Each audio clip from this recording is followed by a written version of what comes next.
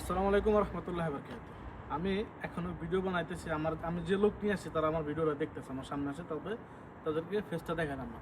একটা কোম্পানিতে লোক নিয়ে আসছি, কোম্পানি ক্যাম্পে লোক ঢুকাই দিচ্ছি, ঠিক আছে।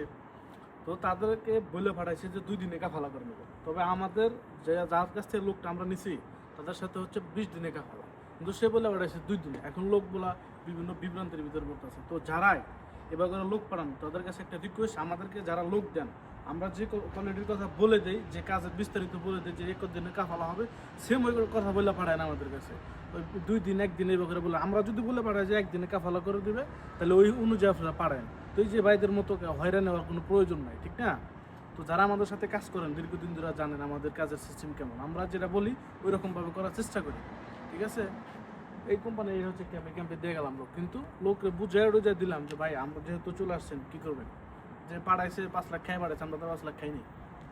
তো যাই হোক, যারা আমাদের কাছে লোক পাঠাবেন আমরা যেটা বলে যে ওটা বলে পাঠাই। ধন্যবাদ।